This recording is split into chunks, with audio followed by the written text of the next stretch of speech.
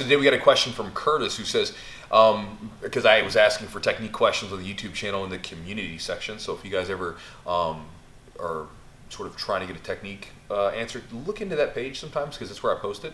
But the question comes from Curtis and he says, escaping mount with hooks against another grappler when they have their body flattened out and arm control.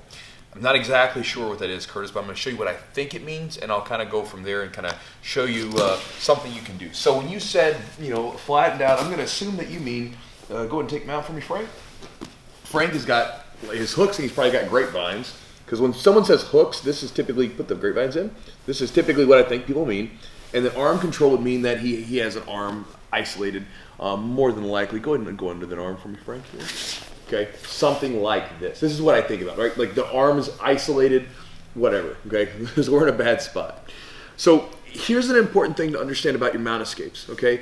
There should be kind of a sequence that you follow when you're going through them. And this is something that a lot of times newer people, they either don't understand it or they ignore it and they don't go for it. So the first things first, I need to have somewhat of a bridge, right? My bridge from the bottom, especially when he's loaded up on my hips, that's my ability to move him. Right now with his grapevine, my bridge is very weak, okay? So the sequence for me, turn it here, Frank, this way, so the camera can see. My sequence would, first off, I want to keep my arm protected as much as possible, but my first things first is I want to start getting these legs free, okay, as best I can. If he tucks his heels under my butt, I can deal with this. But the grapevine, I can't. And so if they put that grapevine in, it's kind of uncomfortable, but we're gonna turn the toes to the side, bang, kick out, bring your legs in. If you can get them flat, that's ideal. Kick the toes out and bring it in. Now, from this position, I need to bring my hands back together, okay? Inside of a mount position, I'm almost always trying to build a frame, right? So again, from here, I would try to bridge to get his hand to post and get him off balance to some degree, and then start to bring things in back in here. Now, from here, at this point, now I can build my frame, now I can go for my escapes, right? But that sequence always has to stay there, right? Which is get ourselves into a good position, inside control with the arms, right? Meaning I'm on the inside of everything. I don't want to let Frank have the position where he can get out here and he's isolating because he has the control of the inside position now, okay? This is why we don't do the white belt hug here because, again, we're giving the person inside control. We talked about this. Go to side control, Frank. We talked about this recently where we were doing this, okay, fighting for the inside control position. All right, so let's go back to it again.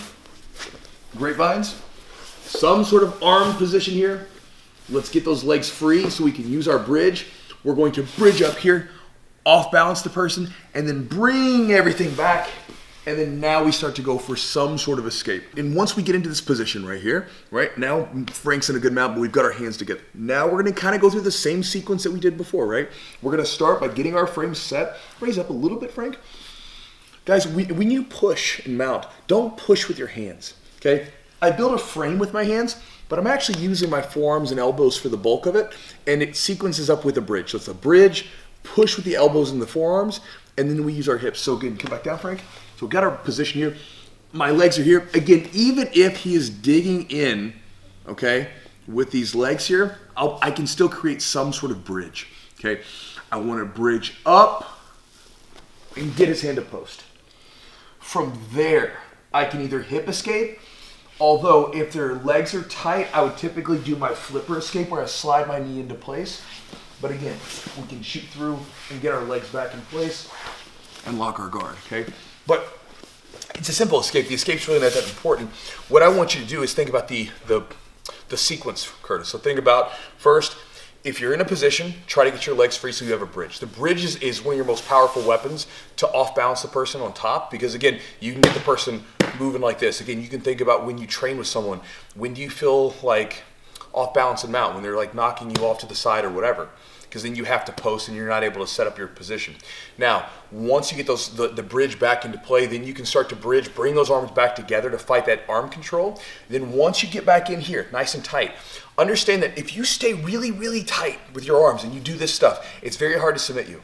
Then take your time to set up your frames and your grips that you need to escape, and then work again, your bridge, pushing with the forearms and the elbows, and then trying to work yourself out of there with whatever escape you're trying to do. But that's the sequence that I would stick with, and that's really the idea, the sort of the, I guess you'd say, strategy of it that I would focus on is not so much the exact escape, but think about the sequence. Get the bridge, get the arms together, set the frames, and then work your escape. So, Curtis, thanks for the question, brother. And guys, I'll talk to you next time.